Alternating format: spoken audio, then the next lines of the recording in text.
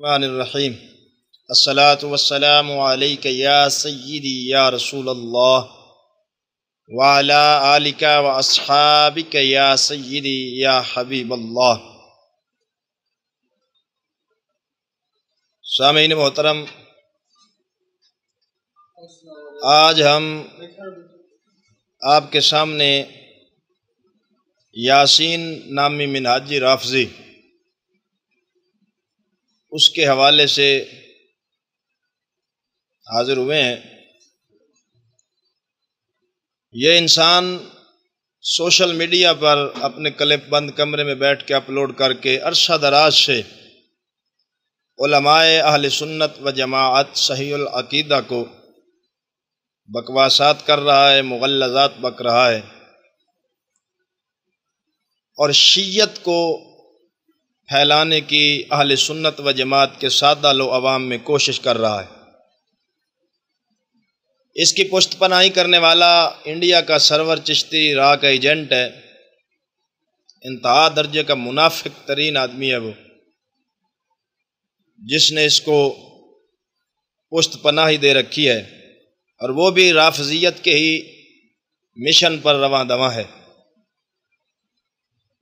یاسین منہاجی کے عرصہ دراز سے کلپوں کو ہم سن رہے ہیں، لیکن نظر انداز کرتے رہے، لیکن اب وہ اپنی حد اور اوقات سے کچھ زیادہ ہی بڑھ گیا۔ اس کی پیش کی ہوئی روایات یا تو موضوع من گھڑت ہوتی ہیں یا ضعیف ہوتی ہیں، جن سے وہ استدلال کرتا ہے اور رافضیت کے عقیدے کو ترویج کر رہا ہے۔ اس کی رافضیت کی سب سے بڑی دلیل یہ ہے کہ ایک فحشہ بدکار رنڈی عورت نے، جو وکیل تھی، اس نے ایک ٹی وی چینل پہ بیٹھ کے سیدنا صدیق اکبر رضی اللہ تعالی عنہ کے حوالے سے نازیبا کلمات کہے کہ حضرت صدیق اکبر کے دربار سے سیدہ خاتون جنت سلام اللہ تعالی علیہا کو حق نہ دیا گیا، انہیں انصاف نہ ملا، تو پھر جب نبی کی بیٹی کو انصاف نہ ملا تو کائنات میں بعد میں کسی کو کیا انصاف ملے گا؟ ان لفظوں میں اس نے سیدنا صدیق اکبر رضی اللہ تعالی عنہ کی توہین کی، چونکہ وہ رافضی عورت تھی۔ اب اس شخص نے اس عورت کے ان الفاظ کی مکمل سپورٹ کی، کہتا یہ اپنے آپ کو سنی ہے، سنیت کے لبادے میں چھپ کے رافضیت کی سپورٹ کرتا رہا، حتیٰ کہ میں نے اس کا ایک کلپ سنا جو شیعوں کے ایمان بگاڑے میں اس نے تقریر کرتے ہوئے کیا۔ تقریر کرتے ہوئے اس نے اس فحشہ بدکار رنڈی عورت کے ساتھ فون ملایا جس نے حضرت صدیق اکبر کی توہین کی۔ دوران تقریر مجلس میں اس نے اس عورت کا نمبر ملا کے اس کے ساتھ بات کی اور کہنے لگا، باجی میں اور یہ سارا مجمع تمہارے ساتھ ہے، یعنی الٹا اس کی حوصلہ افزائی کرنے لگا۔ اب اس سے بڑی اس کے رفض کی دلیل کیا ہو سکتی ہے کہ شیعوں کے ایمان بگاڑے میں تقریر بھی کرے اور پھر سیدنا صدیق اکبر کو بھونکنے والی کتیا کو فون ملا کے اور اسے حوصلہ افزائی دے کہ میں بھی اور یہ سارا مجمع بھی تمہارے ساتھ ہے، باجی تم گھبرانا نہ۔ تو اس پر میں یاسین رافضی منہاجی کو یہ بات کہوں گا کہ جو غیروں کے مجمع میں اپنی باجیوں سے بات کروائیں، وہ ہماری زبان میں انہیں دلہ کہا جاتا ہے، انہیں انسان غیرت مند انسان نہیں کہا جاتا۔ غیرت مند اپنی باجیاں چھپا کے رکھتے ہیں، تو ایسا واہیات بندہ ہے کہ اپنی باجی کی سرے عام غیر بندوں کے مجمع میں گفتگو کروا رہا ہے۔ اور مسند احمد بن حنبل میں ہے کہ حضرت مولا علی مولا کائنات کرم اللہ وجہہ الکریم فرماتے ہیں خطبہ دیتے ہوئے، لوگو تمہیں شرم نہیں آتی؟ تم اپنی عورتوں کو بازار میں بھیج دیتے ہو، وہ غیر مردوں کو دیکھتی ہیں، غیر مرد انہیں دیکھتے ہیں۔ یہ مولا علی سرکار کا خطبہ ہے، اور یہ بہت بڑا محب اہل بیت اپنے آپ کو کہتا ہے، تو اس کی باجی تو بازار کی بجائے ٹی وی چینل پہ بیٹھی ہے، غیر مردوں سے گفتگو کر رہی ہے، باتیں کر رہی ہے، وہاں وہ سیدنا صدیق اکبر کو بھونک رہی ہے، اور یہ اپنی اسی فحشہ باجی کا دفاع بھی کر رہا ہے۔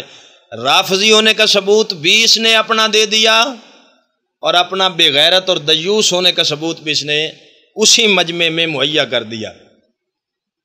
تو بہرحال یہ تو صرف اس کی اوقات دکھانے کے لیے اس کو بات کی ہے کہ ابھی تیرے کھیلنے کے دن ہیں بچے، تو علماء اہل سنت، اب تو کبھی تو جلالی صاحب کو بھونکتا ہے، کبھی کسی عالم دین کو، کبھی کسی کو، اب تو نے قبلہ امام الغیرت مناظر اسلام حضرت مولانا مفتی فضل احمد چشتی زیدہ مجدہ، جنہوں نے ساری زندگی یہودیت، نیچریت، رافضیت کو بے خوبن سے اکھاڑ دیا اپنے علمی دلائل کے زور سے، اب تو ان کے خلاف بکواس کرنے پہ اتر آیا ہے، تو اب تیری ذلت کے دن شروع ہو گئے ہیں۔ قبلہ چشتی صاحب کا نہ تو معیار ہے، نہ تو اس لیول کا ہے کہ وہ تجھ سے مخاطب ہوں یا تجھ سے گفتگو کریں، تو اس لیول کا نہیں ہے، صرف سستی شہرت حاصل کرنے کے لیے تو بڑے بڑے علماء کو بھونکنا شروع کر دیتا ہے۔ تو کیا کسی سے مناظرہ کرے گا؟ اس کے جھوٹ کا میں آپ کو ایک ثبوت دینے لگا ہوں۔ ایک مولوی صاحب ہیں ٹوبے شہر کے، ثمر اتاری ان کا نام ہے، تقریر کرتے ہوئے انہوں نے کہا کہ یہ جو واقعہ پیش کیا جاتا ہے کہ حضرت امام حسن اور حسین کے کپڑے جنت سے آئے، یہ سنا ہوا ہے آپ نے بھی واقعہ؟ تو اس مولوی صاحب نے کہا کہ یہ واقعہ ہماری کسی مستند کتاب میں نہیں ہے۔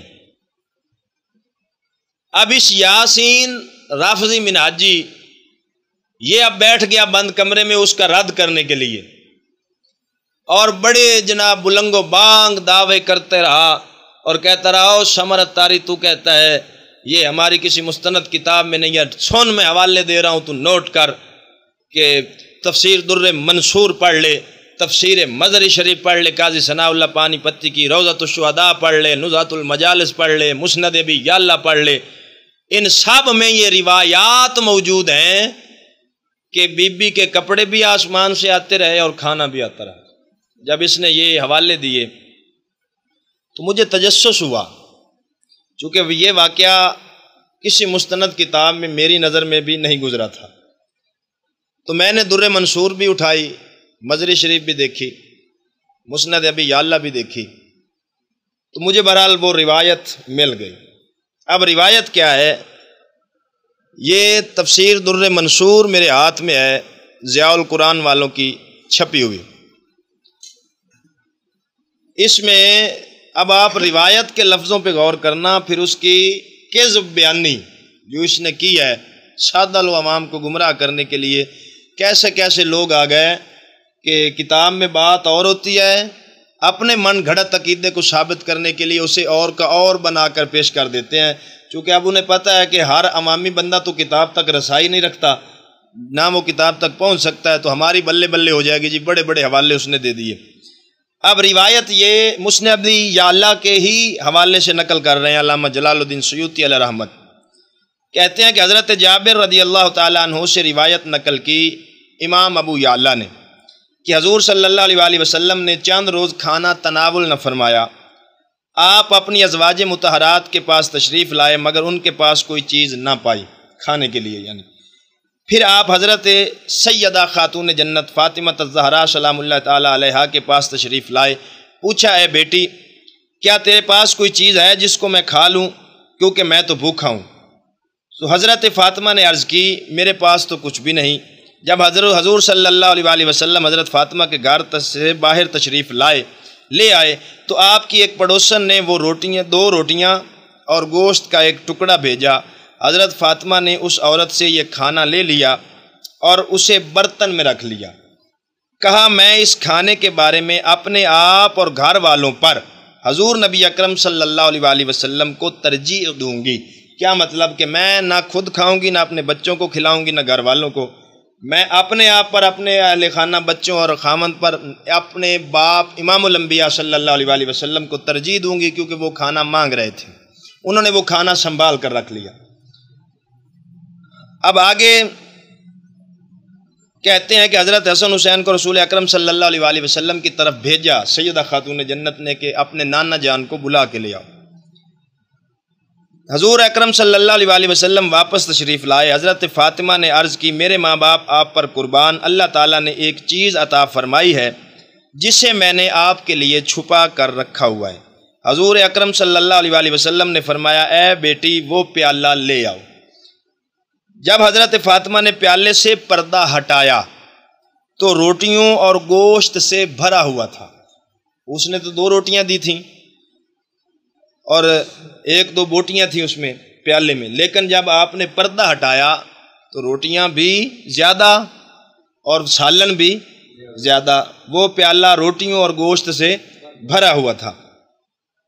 جب حضرت فاطمہ نے یہ دیکھا تو حیران ہو گئیں اور جان گئیں کہ یہ سب اللہ تعالیٰ کی برکت ہے۔ امام النبی اکرم صلی اللہ علیہ وآلہ وسلم کے لیے میں نے کھانا رکھا، بے شک تھوڑا رکھا، لیکن اللہ نے اس میں برکت ڈال دی، وہ اللہ نے اپنے فضل سے اس کو بڑھا دیا۔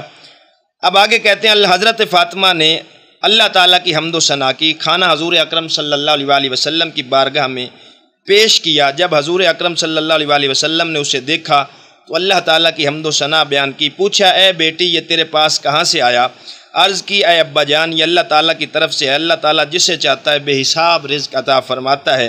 حضور اکرم صلی اللہ علیہ وآلہ وسلم نے اللہ کی حمد و ثنا بیان کی، پھر کہا تمام تر تعریفیں اللہ تعالیٰ کے لیے ہیں جس نے تجھے بنی اسرائیل کی عورتوں کی طرح بنی اسرائیل کی عورتوں کی سیدہ کی طرح بنایا، کیونکہ جب اللہ تعالیٰ انہیں رزق حسن عطا فرماتا اور اس سے پوچھا جاتا کہ یہ رزق کہاں سے آتا ہے تو وہ یہی کہتی کہ یہ اللہ تعالیٰ کی طرف سے ہے، اللہ تعالیٰ جسے چاہتا ہے اسے بے حساب رزق عطا کرتا ہے۔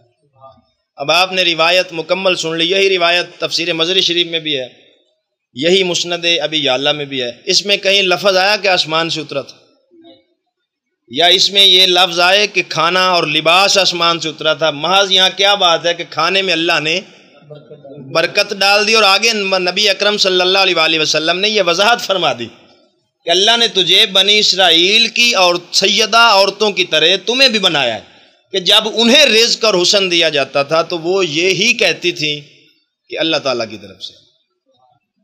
اب اس مولوی نے اتنا بلند و بانگ دعویٰ کیا کہ حوالے نوٹ کرو جی، آسمان سے کپڑے بھی اترتے رہے، آسمان سے کھانا بھی اترتا رہا، کتنی بڑی جہلانہ بات ہے۔ کتاب میں بات اور ہے، اسے بیان اور کیا جا رہا ہے۔ اب یہ جو واقعہ بیان کیا جاتا ہے نا امام حسن و حسین کے کپڑے جنت سے آئے، یہ واقعہ اس کا انکار کرنا کوئی اتنا ضروری نہیں ہے، لیکن اس سے جو استدلال کیا جاتا ہے یہ انتہائی غلط ہے۔ میں نے اگلے دن یہ خطیب کے بارے میں سنا، مجھے انہوں نے بتایا کہ اس نے جناب یہ واقعہ بیان کرتے ہوئے کہا کہ حضرت آدم علیہ السلام کے کپڑے تو اللہ نے اتار لیے جنت میں، اور امام حسن و حسین وہ ہستی ہیں جن کے کپڑے جنت سے آتے رہے۔ نقل کفر نباشد، اب یہ صریح کفر ہے کہ نبی کے کپڑے اتار لیے گئے اور ولیوں کے کپڑے آتے رہے، لہٰذا اب یہ کیا وہ ثابت کرنا چاہتا ہے کہ امام حسن و حسین نعوذ باللہ حضرت آدم سے بھی بڑے ہیں؟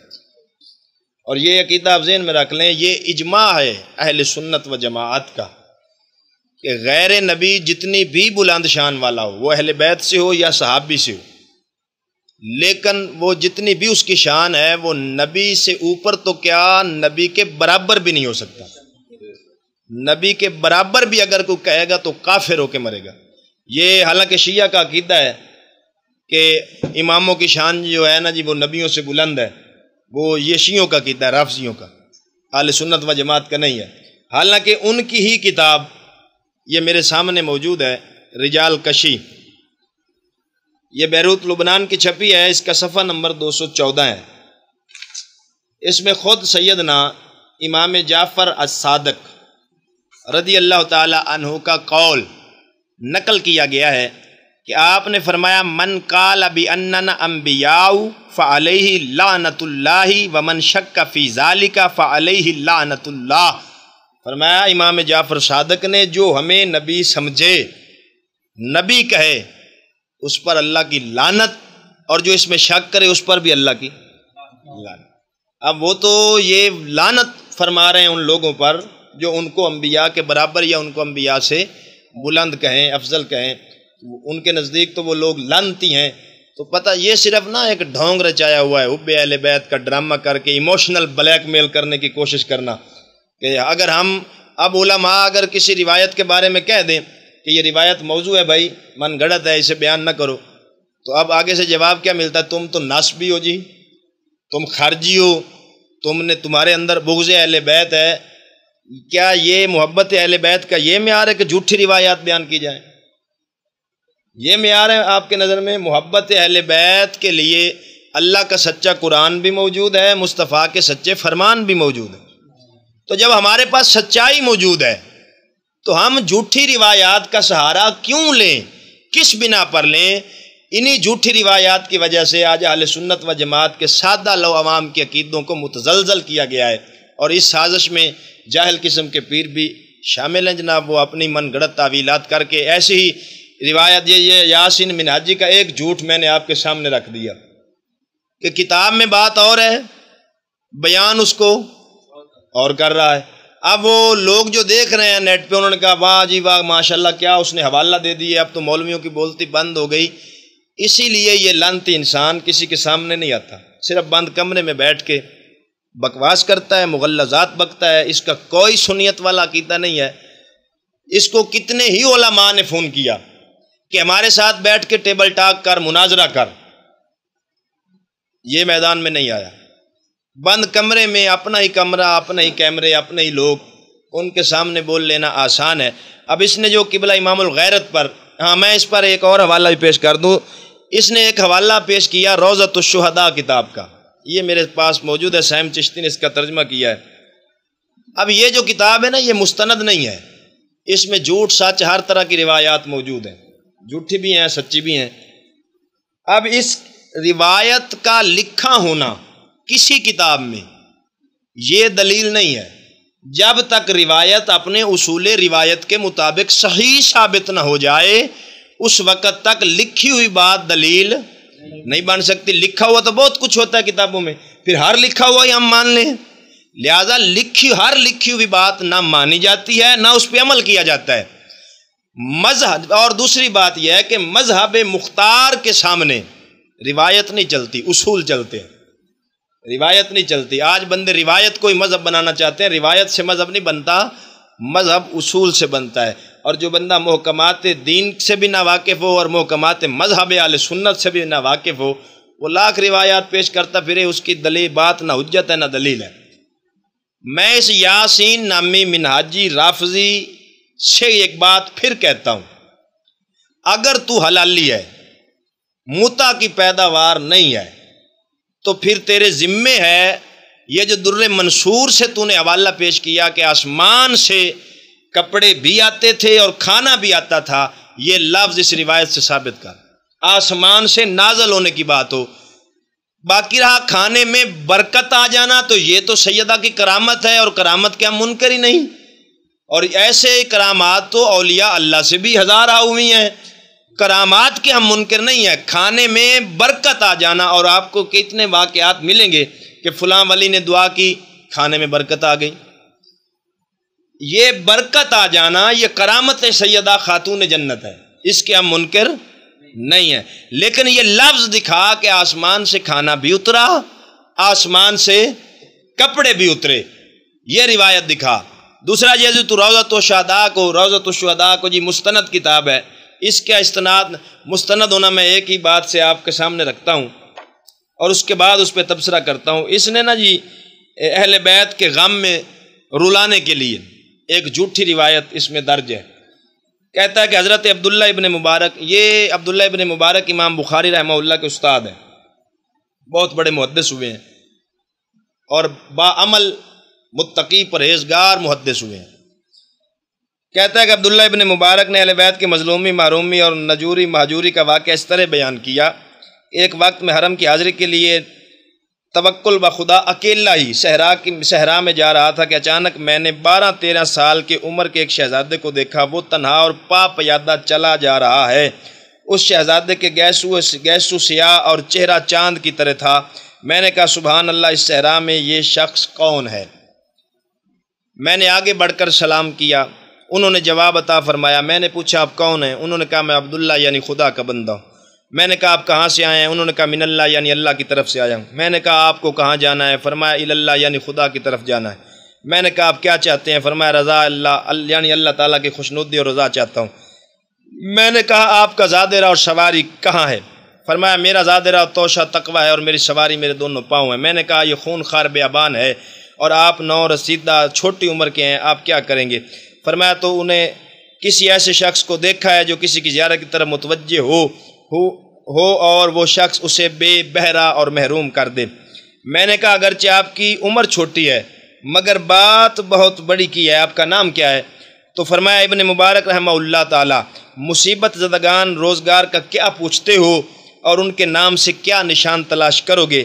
میں نے کہا آپ نام نہیں بتانا چاہتے تو خدا کے لیے یہی بتا دیں کہ آپ کس قوم اور قبیلے سے تعلق رکھتے ہیں۔ تو انہوں نے دل پر درد سے سرد کھینچی اور فرمایا یعنی ہم ستم رسیدہ لوگ ہیں، یعنی ہم پر ظلم و ستم کیے ہوئے ہیں، ہم وہ لوگ ہیں مظلوم ہیں، یعنی ہم بے وطن اور غریب الدیار قوم سے ہیں۔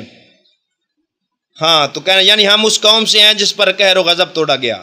میں نے کہا میں کچھ نہیں جان سکا، آپ بیان میں اضافہ فرمائیں۔ انہوں نے چند شعر پڑھے جن کا مضمون یہ ہے کہ ہم آنے والوں کو حوض کوثر سے پانی پلانے والے ہیں، نجات پانے والے شخص ہمارے وسیلے کے بغیر مراد کو نہیں پہنچیں گے۔ جو شخص ہم سے دوستی رکھے گا ہرگز بے بہرا نہیں رہے گا، جو ہمارا حق غصب کرے گا قیامت کے دن ہمارے لیے اور اس کے لیے محکمہ جزا کی وعدہ گاہ ہوگی۔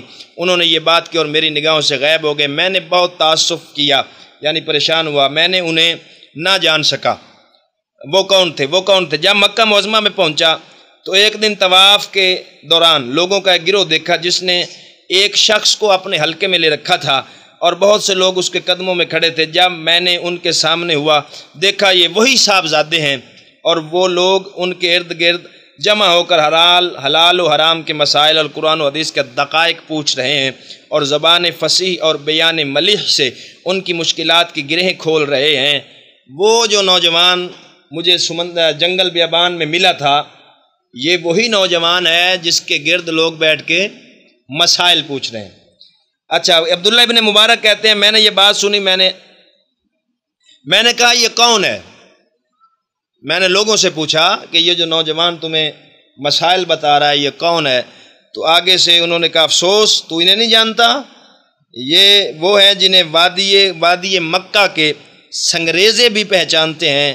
یہ آل ابا کے آدم، شہید کربلا کے قرۃ العین علی بن حسین امام زین العابدین ہے۔ یہ واقعہ آپ نے سن لیا۔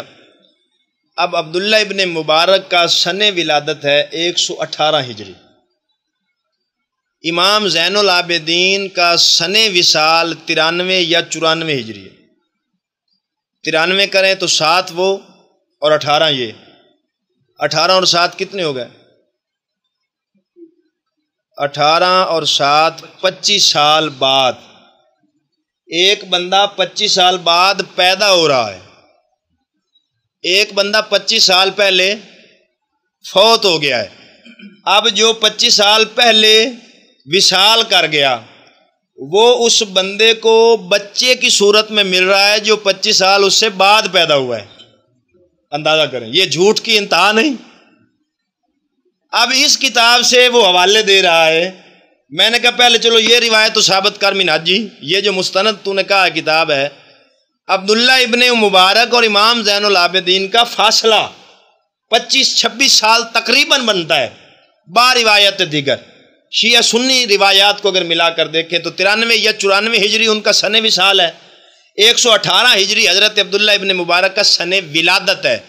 اب ایک بندہ 26 یا 25 سال پہلے وصال کر گیا اور 25-26 سال بعد میں پیدا ہونے والا وہ بوڑھا ہے اور جو پہلے فوت ہو گیا وہ بچہ ہے۔ کم از کم بندے کو سوچنا چاہیے، اتنے بے عقل ہو گئے ہو کہ جھوٹ ایسا مارنا کہ فوراً ہی پکڑا جائے۔ تو پتہ چلا یہ جو تو نے کہا نا کہ روضۃ الشہداء یہ مستند کتاب ہے اہل سنت کی، یہ مستند نہیں ہے، یہ واعظ کی کتب ہیں، اور جو واعظ کی کتب ہوتی ہیں ان میں تقریباً جھوٹ سچ رتب و یابس ہر طرح کی روایات موجود ہوتی ہیں۔ اگر تو حلالی ہے تو روایت قبلہ امام الغیرت پر تو نے اعتراض کیا ہے کہ انہوں نے کہا جی 75 صحابیوں نے یزید کی بیعت کی اور وہ لہٰذا وہ یزیدی ہو گئے، اور اوپر سے منطق اور فلسفہ بھی خود ہی گھڑ کے کہا جنہوں نے صدیق کی بیعت کی وہ صدیقی ہو گئے، جنہوں نے عمر فاروق کی بیعت کی وہ فاروقی ہو گئے، جنہوں نے عثمان کی بیعت کی وہ عثمانی ہو گئے، جنہوں نے مولا علی کی بیعت کی وہ علوی ہو گئے۔ یہ تو نے کہاں سے نکال لی؟ کس صحابی کس امام نے لکھا کہ بیعت خلافت کرنے والے جنہوں نے صدیقی کی وہ صدیقی ہو گئے؟ وہ تو خلفاء راشدین ہیں، ان پانچوں کو ماننا ضروری ہے، ان کی خلافت راشدہ ہے، وہ حق ہے۔ وہاں سے تو نے کہاں نکال لیا کہ جو انہوں نے لہٰذا جس طرح انہوں نے ان کی بیعت کی، کوئی صدیقی کوئی فاروقی کوئی علوی اور کوئی عثمانی ہو گیا، اسی طرح جنہوں نے یزید کی بیعت کی وہ یزیدی ہو گیا۔ یہ من گڑت لچر قسم کی تعویلیں تو نے خود اپنی طرف سے کی۔ تو امام الغیرت کی جتنی روایات ہیں، اور تو نے یہ بہت بڑی خیانت کی ہے کہ ان کے کلام کو سیاق و سباق سے ہٹا کر پیش کیا ہے۔ ان یزید کو انہوں نے کس تقریر اور بیان میں کہا کہ وہ جنتی ہیں، حالانکہ وہ بارہا اس بات کی وضاحت کر چکے ہیں کہ یزید فاسق فاجر لعنتی اور جہنمی ہے۔ اسی پر اجماع اہل سنت و جماعت ہے، اور یہی ہر محدث ہر مفسر ہر اکابرین اہل سنت نے لکھا۔ تو نے یہ کہاں سے لے لیا کہ امام الغیرت نے یزید کی حمایت کر دی، وہ یزید کا وکیل بنا پھرتا ہے؟ کچھ انسان کو شرم آنی چاہیے، بند کمرے میں بیٹھ کے جھوٹ بولتے ہو۔ اگر تو حلالی ہے تو قبلہ امام الغیرت کے تمام بیان کو سن، سیاق و سباق کو کاٹے بغیر، صحیح و سند روایات کے ساتھ، یا حسن صحیح اور مقبول، ان تینوں قسموں میں سے روایات پیش کر کے قبلہ امام الغیرت کا رد کر، تو 100 بار بھی جنم لے لے، 1000 بار بھی بلکہ جنم لے لے، تو امام الغیرت کے پیشاب کا مقابلہ نہیں کر سکتا۔ ان کے علم کا مقابلہ کرنا بڑا دور ہے۔ ان لوگوں کی زندگیاں گزر گئیں، میں تجھے ان کے پیشاب کے برابر بھی نہیں سمجھتا۔ یہ بند کمرے میں بیٹھ کے کلپ بنانے اور مجمع عام میں جا کر اپنی باجیوں سے بات کروانی، تجھ جیسا دیوس اور دلہ بھی علماء اہل سنت کو بھونکے گا؟ کچھ شرم حیا ہونی چاہیے۔ اور یہ لینگویج اس لیے استعمال کی گئی کہ عرصہ دراز سے تمہارے مغلظات ہم سن رہے ہیں، اب تو اپنی اوقات اور حد سے زیادہ بڑھ رہا ہے، لہذا اب تمہیں کوئی معافی نہیں ملے گی۔ تمہارے ہر جواب ہر سوال کا اعتراض جواب اس سے بڑھ کر آئے گا، اور تیری نسلیں یاد رکھیں گی کہ تو کس طرح علماء اہل سنت پر اعتراض کرتا ہے۔ بے وقوف جاہل آدمی، جتنی تو روایات پیش کرتا ہے، کسی ایک کی سند آج تک تو نے پیش نہیں کی۔ تیری پیش کی ہوئی روایات یا موضوع من گڑت ہوتی ہے یا ضعیف ہوتی ہے، اور ضعیف اور موضوع من گڑت روایات سے عقائد نہیں بنتے، عقائد حسن صحیح اور مقبول روایات سے بنتے ہیں۔ اور ہمارے ائمہ نے پہلے یہ روایات پڑھی ہوئی تھیں، کوئی آج تیری نظر میں نہیں آئی ہے سرور وہ جو راہ کا ایجنٹ ہے اس کی نظر میں نہیں آئی ہے۔ تم جو سب لچر مل کر سب لونڈے ایک اہل سنت کے خلاف محاذ گرم کر رہے ہو، پچھتاؤ گے۔ اہل سنت و جماعت انشاءاللہ قیامت تک قائم رہے گی، کیونکہ اس اہل سنت و جماعت پر اللہ کے ولیوں کی رحمت کا سایہ ہے، اسے کوئی ہلا نہیں سکتا۔ چند سادہ لو بندے اگر تمہارے جاہلانہ لیکچر سن کے متزلزل ہو بھی جائیں گے تو انشاءاللہ ایک نہ ایک دن ان کو بھی حق سمجھ آئے گا اور پھر وہ واپس آئیں گے۔ تو یہ میں نے تیرا پہلا جھوٹ ثابت کر دیا، اس کا پردہ چاک کر دیا۔ تو نے وہاں کہا کلپ میں کہ روایات موجود ہیں، حالانکہ روایت تو ایک ہے، روایات جمع ہوتا ہے، کم از کم 3 روایات تو پیش کرتا تو۔ یہاں پر ایک روایت اور وہ بھی صحیح نہ، جو تو نے بیان کی وہ ادھر ہے ہی نہیں۔ یہاں کھانے میں برکت کی بات ہے اور تو آسمان سے نازل کروا رہا ہے۔ تیرا تو یہ حال ہے کہ اتنا بڑا شرعی تو نے جھوٹ بولا اور مقابلہ تو کرنے چل نکلا ہے قبلہ امام الغیرت قبلہ چشتی صاحب سے۔ کیا پدی اور کیا پدی کا شوربہ، بندے کو اپنی اوقات دیکھ کر چلنا چاہیے۔ میں تو آخر میں یہی کہوں گا اللہ تجھے ہدایت دے اگر تیرے مقدر میں ہے، اور مجھے امید نہیں کہ تجھے ہدایت ملے، بہرحال پھر بھی دعا تو کرنی چاہیے اللہ تجھے ہدایت دے، اور یہ جو تو نے گستاخیوں کا راستہ کھولا ہوا ہے اسے اللہ تجھے بند کرنے کی توفیق عطا فرمائے۔ اور یہ جتنے سادہ لوگوں کو تو گمراہ کر رہا ہے ان کا عذاب بھی تیرے اوپر، ان کو تو جہنمی بنائے گا ہی بنائے گا، خود ان کے ساتھ تو سب سے پہلے جہنم میں جائے گا۔ اللہ سے دعا ہے مولا کریم ایسے شر پسند عناصر سے جو سنیت کا لبادہ اوڑھ کر سنی بن کے شیعت کو پھیلا رہے ہیں، ایسے شر پسند جاہل پیروں، جاہل خطیبوں سے اللہ تعالیٰ اپنی پناہ عطا فرمائے اور عوام اہل سنت کو محفوظ فرمائے۔ آمین ثم آمین، وآخر دعوانا ان الحمد للہ رب العالمین۔